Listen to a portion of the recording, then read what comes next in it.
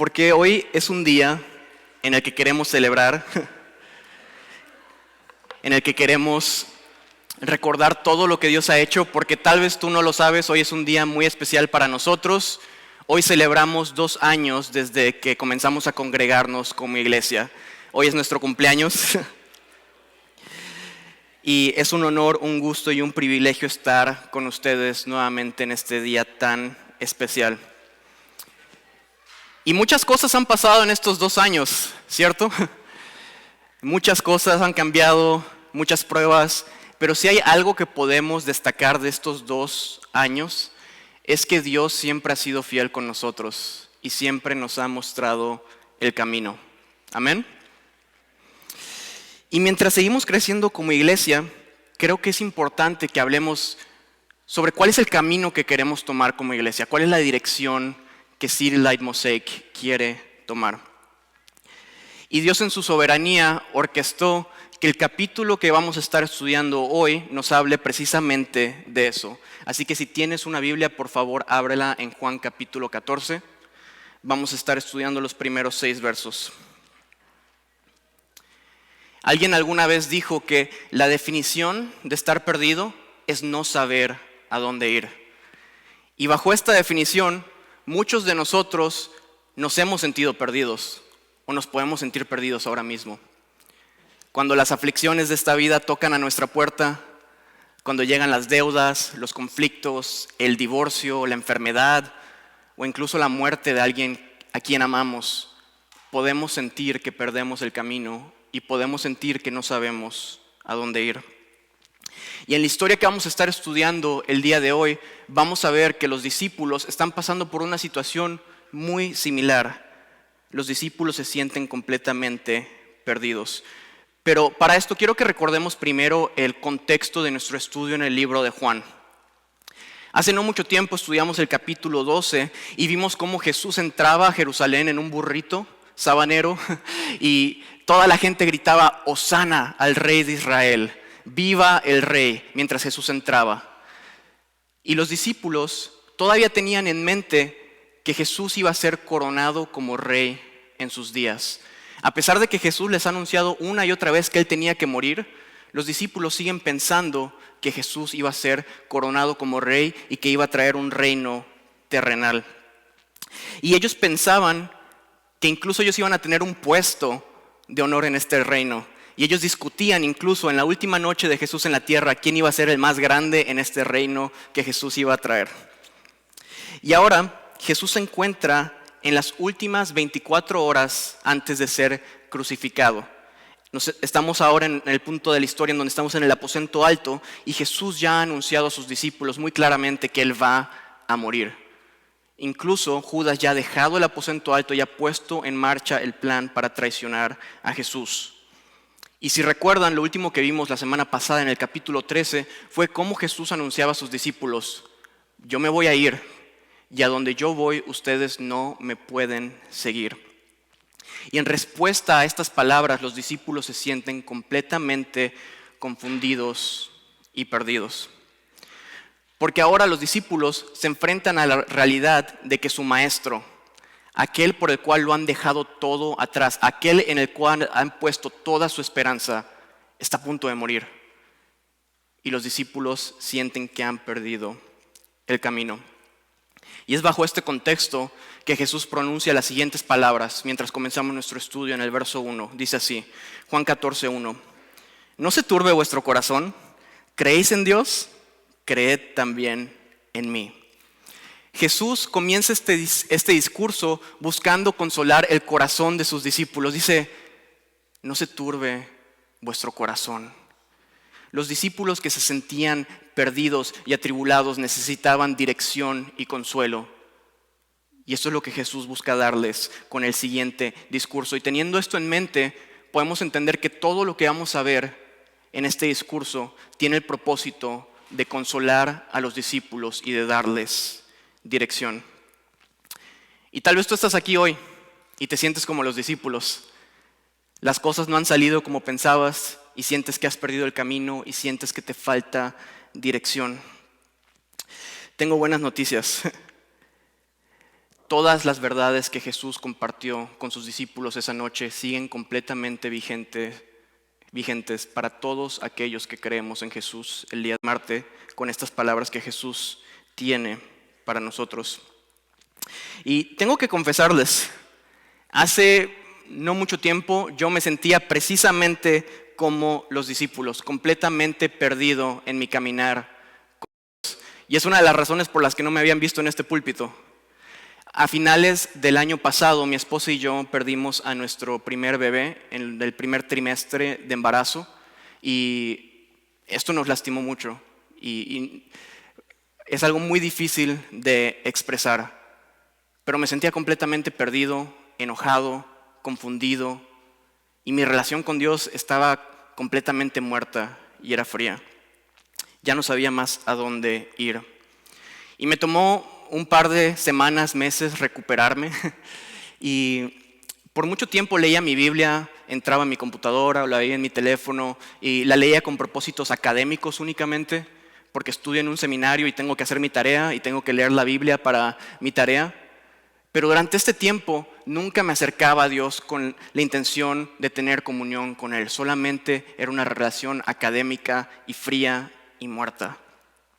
Y pasaron varias semanas hasta que Dios moviera mi corazón para buscarle nuevamente. Y una mañana decidí abrir mi Biblia por primera vez y fui por mi Biblia empolvada, la sacudí, tomé un papel y un lápiz y me dispuse a escuchar de Dios y dije, Señor, háblame, te necesito. Y esa mañana decidí abrir mi Biblia justamente donde la había dejado meses atrás. Y el capítulo que abrí esa mañana es precisamente el capítulo que voy a estar estudiando, Juan capítulo 14. Y mientras capítulo 14, con un papel y lápiz en mano, 4, que Dios nos consuela para que después nosotros podamos ir y consolar a los demás con el mismo consuelo con el que Dios nos ha consolado. Y tal vez tú estás aquí y te sientes perdido, sientes tu corazón pesado, tienes dolor, sientes que necesitas dirección. Mi intención de hoy es animarte y que Dios utilice estas palabras para consolar tu corazón y para darte dirección como lo hizo conmigo. Si estás tomando notas, la idea principal y el título de este mensaje es que Jesús es el camino. Jesús es el camino. Y siempre había pensado en Juan capítulo 14 como un capítulo evangelístico.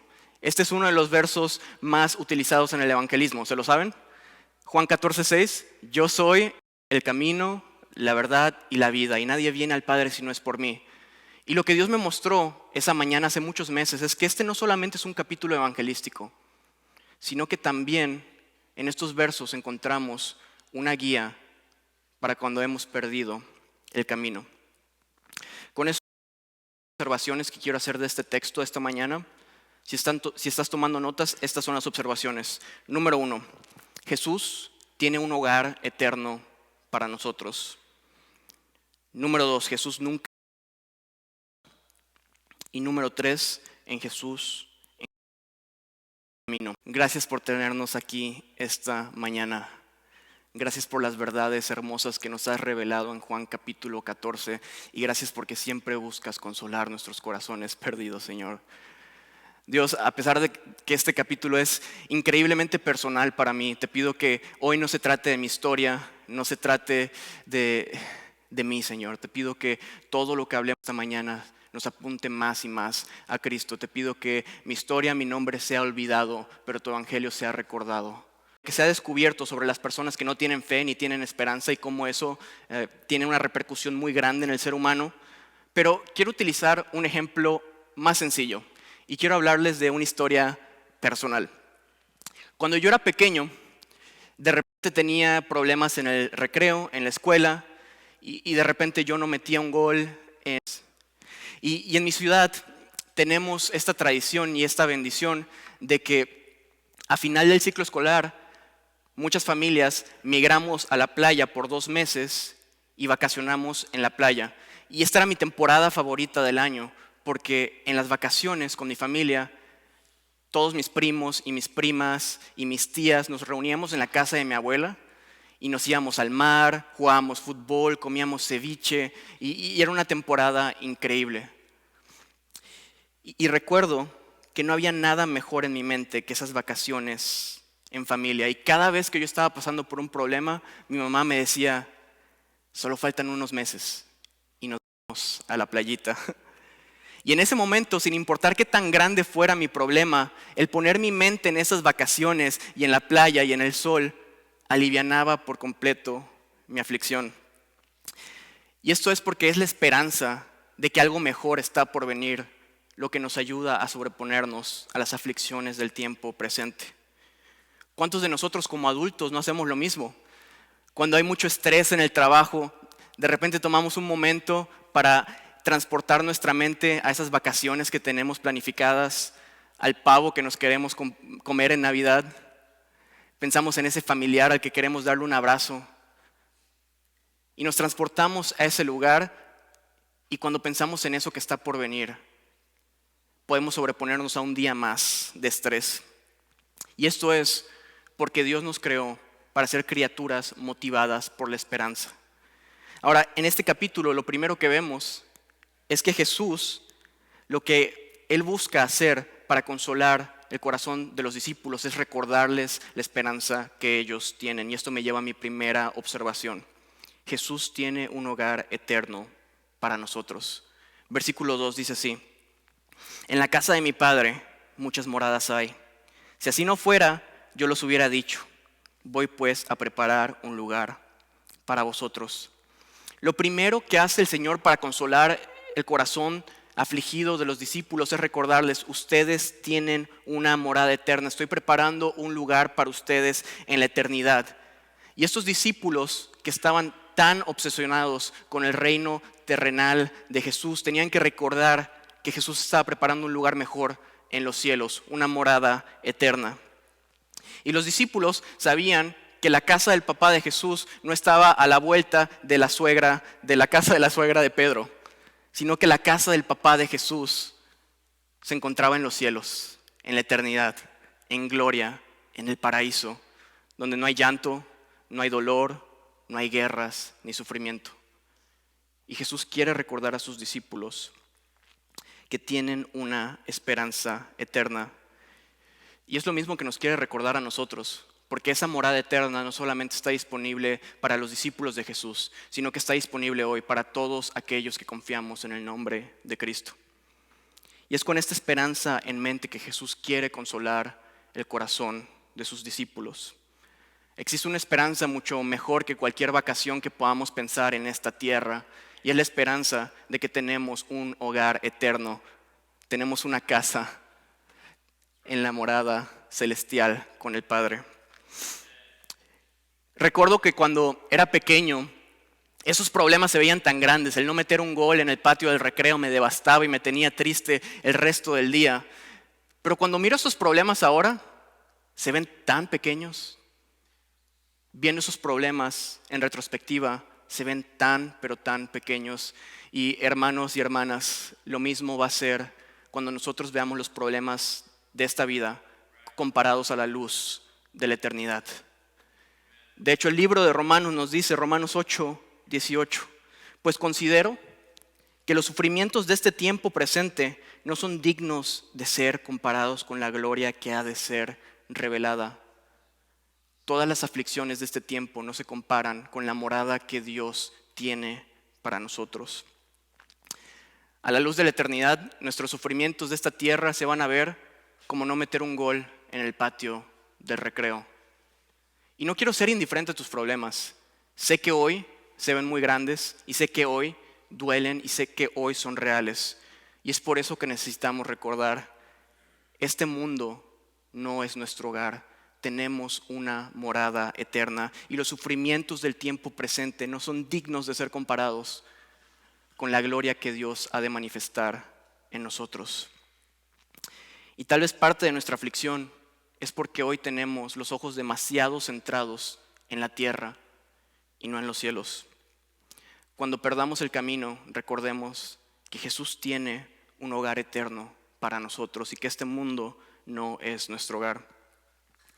Y siendo honesto y transparente contigo, Cuando pienso en mi bebé, fuera de mi fe en Cristo, no hay ninguna esperanza. Mi bebé murió y listo. Pero cuando veo este problema a la luz de la eternidad, entiendo que mi bebé tiene una morada celestial, una morada eterna, y que nos volveremos a encontrar. Y es a la luz de la eternidad que todas estas aflicciones cobran sentido y que tenemos consuelo. Pero el consuelo no es únicamente el saber que tenemos una morada eterna, sino que Jesús tiene más que decirnos en este capítulo. Vamos al versículo 3, dice así: y si me fuere, yo os prepararé el lugar, vendré otra vez y os tomaré a mí mismo, para que donde yo estoy, vosotros también estéis. Este versículo nos muestra el resumen de toda la narrativa bíblica y nos muestra un tema que podemos rastrear desde Génesis hasta Apocalipsis. Y es Dios buscando al hombre. Y esta es mi segunda observación. Jesús nunca dejará de buscarnos. La Biblia comienza contándonos que Dios creó al hombre y a la mujer en el jardín del Edén para tener una perfecta comunión con ellos. Pero el hombre decidió rebelarse en contra de Dios y rompió esta relación. Sin embargo, justo después de que el hombre pecara, Dios bajó al jardín del Edén y le preguntó al hombre: ¿dónde estás? Y desde ese día hasta el día de hoy, Dios sigue preguntándole a todo hombre y mujer: ¿dónde están? Dios nos sigue buscando todos los días. Más adelante, Dios se manifiesta al pueblo de Israel y los libra de la esclavitud de Egipto. Y los dirige a través del desierto. Y a través del desierto Él se manifiesta a ellos como un pilar de fuego en las noches y como una nube en los días, para mostrar al pueblo de Israel que incluso en la noche más oscura Él quiere que encontremos dirección a la luz de su presencia. Y incluso en la prueba de calor más intensa, Él quiere que encontremos refugio en su presencia. Y eso no terminó ahí, sino que Dios anhelaba tanto estar con el hombre que decidió abrir un tabernáculo en la tierra.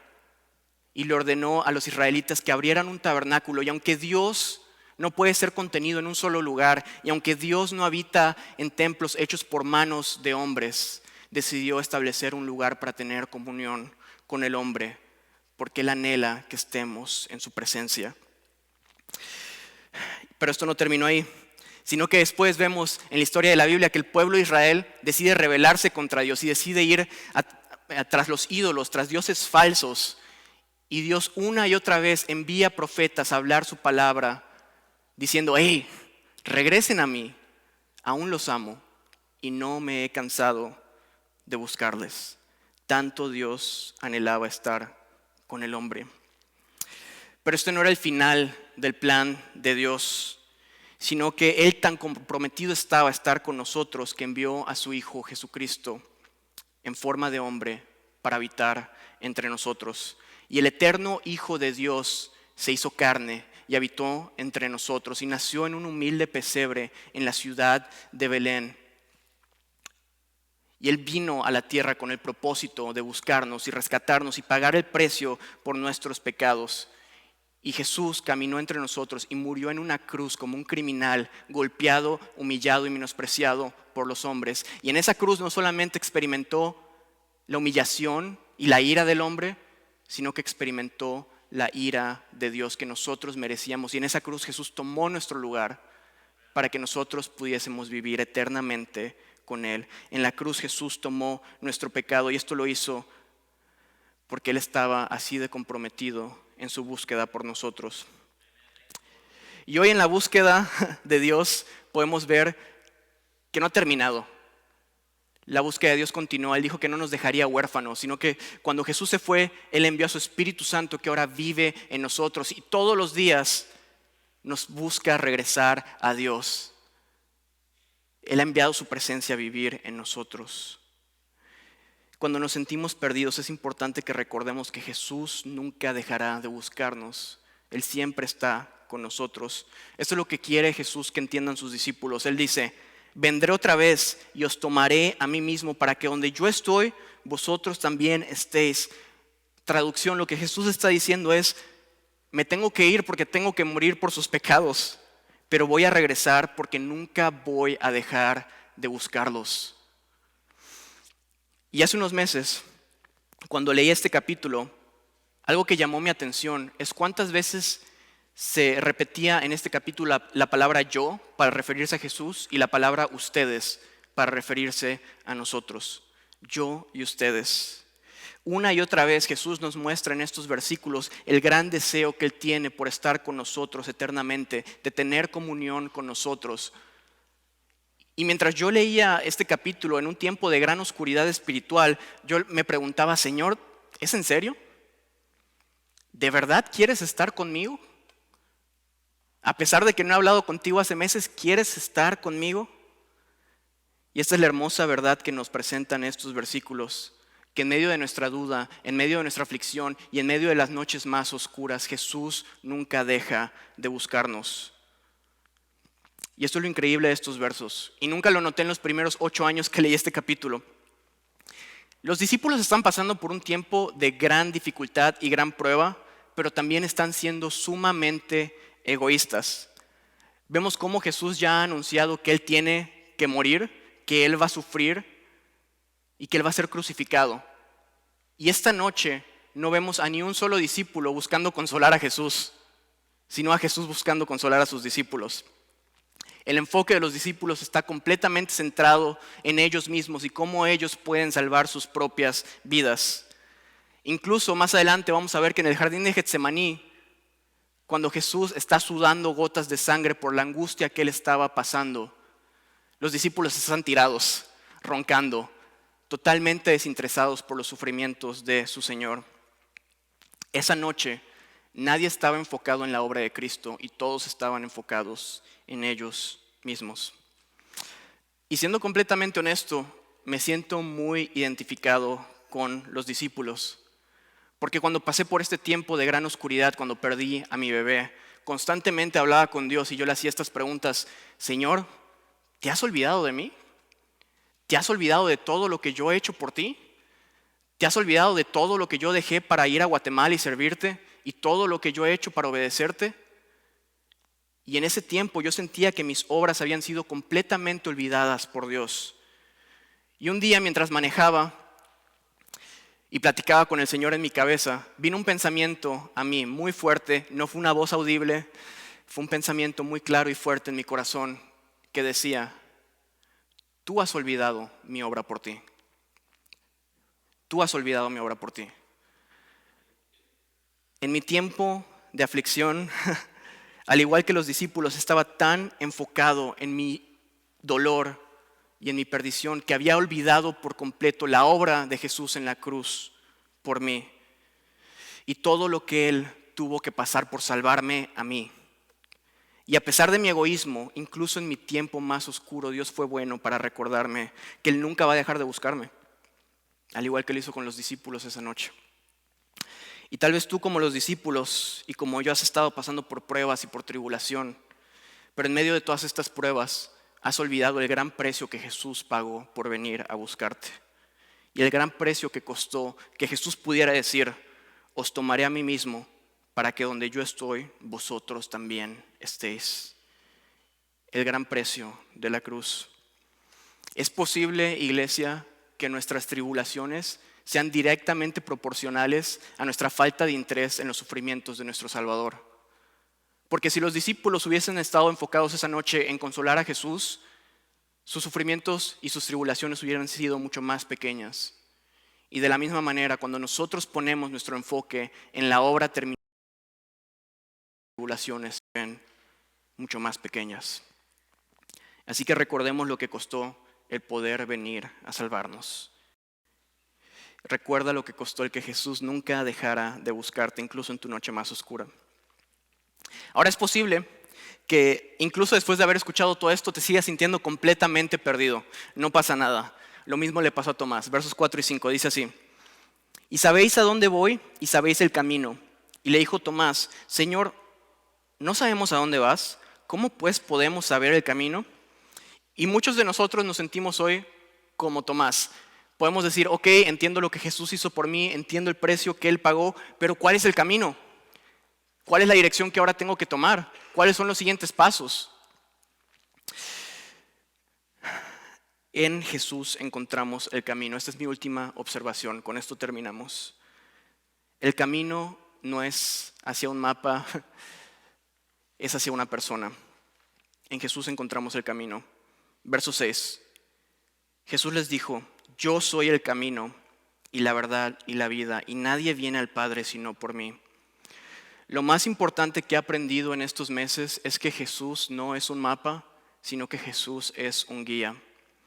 Cuando Jesús dice yo soy el camino, pensamos que esto significa que en Jesús vamos a encontrar estas instrucciones sobre cómo solucionar nuestros problemas y sobre cómo encontrar consolación. Nosotros queremos tener estas direcciones para después nosotros solucionar nuestro propio problema. Y como cristianos a veces tenemos este complejo de Indiana Jones, que queremos tener nuestro mapa del tesoro e ir en nuestra propia aventura y solucionar nuestro propio problema. Pero Jesús no es un mapa, sino un guía. Y el problema es que nos acercamos a Dios solamente para buscar un manual de instrucciones, en vez de buscar a Dios para tener una relación con una persona. Y como les compartí anteriormente, en mi tiempo de mayor oscuridad y tribulación, yo leía mi Biblia todos los días para estudiar para el seminario, y eso nunca me sirvió de nada, porque era una religión fría y muerta. La sanación comenzó a tomar lugar cuando abrí mi Biblia con la intención de tener una relación con una persona. Y cuando me acerqué a Dios, no como un mapa, sino como un guía. Jesús nunca te muestra a dónde ir, sino que te muestra a quién ir. Jesús es el camino. El camino es regresar a una persona, es regresar constantemente a Jesús, regresar constantemente a Dios. Y cuando regresamos a Jesús encontramos al Todopoderoso, todo suficiente, lleno de misericordia y lleno de consuelo, Dios. Jeremías 10:23 nos dice esto: conozco, oh Señor, que el hombre no es dueño de su camino, ni del hombre que camina es el ordenar sus pasos. El no dejarnos guiar por Dios es lo mismo que no tener un camino. Y es por eso que Jesús es el camino y es el guía. El problema de la tribulación es necesitamos que puede sanar nuestros corazones y darnos dirección. Jesús es el camino. En tiempos de aflicción no necesitas un mapa, necesitas un guía, necesitas alguien que te tome de la mano y te lleve por el camino. Y cuando sé que Jesús es mi guía, no tengo temor de lo que me pueda traer esta vida, porque sé que incluso en la noche más oscura voy de la mano de Jesús, e incluso cuando ande en valle de sombra de muerte, no voy a temer mal alguno porque el Señor está conmigo. Y puede que se estén preguntando, pensé que íbamos a hablar de visión y dirección para la iglesia. Esta es la visión y esta es la dirección. Jesús es el camino. Regresar a esta persona, regresar al precioso Hijo de Dios, hacer cualquier cosa que nos traiga de vuelta a Jesús. Y mientras celebramos 2 años como iglesia y nos preguntamos cuál es el camino que debemos de tomar, Jesús es el camino. Es regresar al precioso Hijo de Dios. No es una estrategia ni un manual de instrucciones, sino es regresar a tener una relación con una persona. Porque es en Jesús que encontramos todo lo que necesitamos. Y si has estado aquí con nosotros, sabes que sonamos como un disco rayado. No importa quién predica aquí, si predica Aarón o Jacobo o predico yo, no hay otro mensaje. Jesús es suficiente. Es el único mensaje que tenemos. En Jesús encontramos todo lo que necesitamos. Jesús es el camino, nuestro propósito y nuestra meta. Y si no somos la iglesia más grande, ni la más moderna, ni somos los más guapos, no pasa nada. Porque si somos una iglesia que regresa constantemente a Jesús, amén, amén, sí, se vale aplaudir. Ahora, lo increíble de regresar a Jesús es que cuando tenemos comunión con Él, como terminar este mensaje en un video a manera de parábola. ¿No tienes el video? ¿Cómo funciona el amor? Este fue a media carrera en las Olimpiadas. Es uno de mis videos favoritos de la historia. Y a manera de parábola, el reino de los cielos mencionó a mitad de una carrera.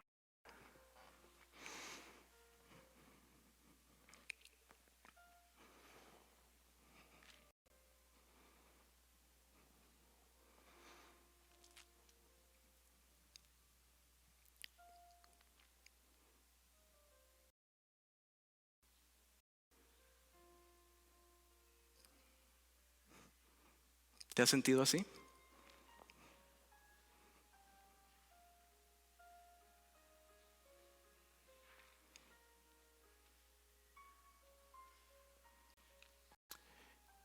Este hombre es el papá del deportista.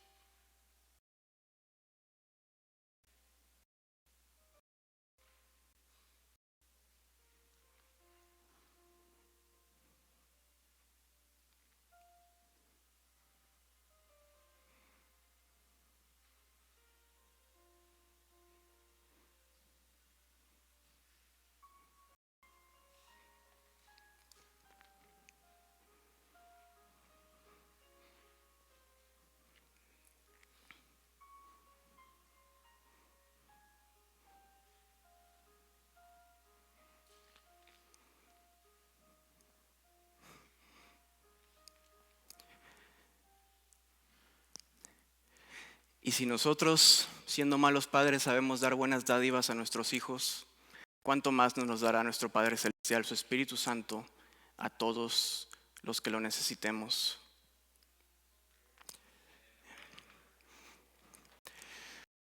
Cuando sientes que ya no puedes más, cuando sientas que pierdas el camino, recuerda que Jesús es el autor y el consumador de nuestra fe, de la mano, que Él te da fuerzas, que Él te fortalece, que la obra que Él comenzó Él la va a perfeccionar y Él la va a terminar. Él nunca te va a dejar a media carrera. Y que el camino es hacia una persona y comunión con el Hijo de Dios, puedes escuchar su voz de amor decir: no temas, porque yo estoy contigo. No desmayes, porque yo soy tu Dios que te esfuerzo. Siempre te ayudaré y siempre te sostendré con la diestra de mi justicia. Oremos. Padre amado, muchísimas gracias por las verdades que nos has dejado en este capítulo.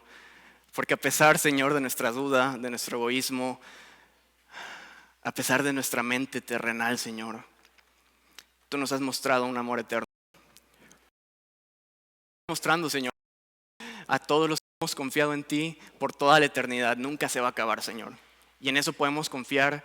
Está nuestra esperanza, nuestro descanso, Señor. Que nos has llamado, apartado, separado, santificado, Señor. Y tú nos llevarás a la gloria contigo, una morada celestial. Cada lágrima, Señor, de nuestras mejillas, personalmente. Señor, el amor que tú tienes por nosotros, ¿quién lo puede entender? Pero yo te pido que hoy, en esta congregación, Señor, podamos entender un poquito más de tu amor y podamos experimentar un poquito más de tu amor. Y nos empuja como iglesia, que no sea la religiosidad, que no sea la presión, que no sean las obras de hombres, la aprobación, sino que sea solamente tu amor en nosotros y que el mundo entero pueda ver tu amor en nosotros y en eso sepan que somos tus discípulos y que te amamos, porque tú nos has amado primero. Dios, eres bueno, eres grande y te adoramos esta mañana. Amén.